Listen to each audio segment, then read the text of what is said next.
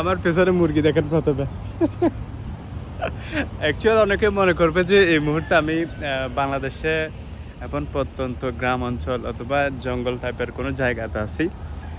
আসলে আমি এমন একটা জায়গাতে আছি, এটা দুবাইয়ের মানে অন্যতম একটা শহর, যেখানে অবস্থিত বিশ্ববিখ্যাত কয়েকটা না অনেকগুলো বিল্ডিং বিশ্ববিখ্যাত শুধুমাত্র দুবাইতেই আছে, বিশ্বের আর কোনো দেশে নেই। ওরকম একটা বিল্ডিং আমি আপনাদেরকে দেখাচ্ছি। যেমন আমার অপোজিটে একটা বিল্ডিং দেখেন,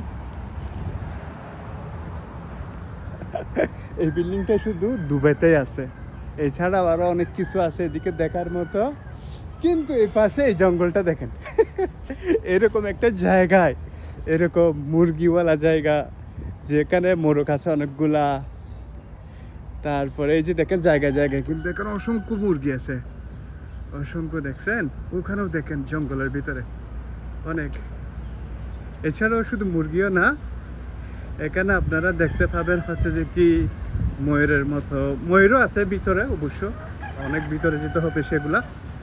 এই যে দেখেন অনেকগুলো মুরগি, এই যে এখন আমাদের বাংলাদেশি মুরগির মতো, এই যে মুরগির ছানা সহকারে আছে, এই যে মুরগি। এই খুবই দারুণ না? ওই যে ময়ূরের মতো, এগুলো আমি জানি না এগুলো ময়ূর কিনা, আসলে দেখতে ময়ূরের মতোই। তারপর হাঁস আছে, এই যে মুরগি, এই যে মুরগি হাঁস, এই এখানে একটা দাঁড়ায় আছে মুরগি দেখেন। হাঁস দেখেন, হাঁস খুবই বিউটিফুল বিউটিফুল।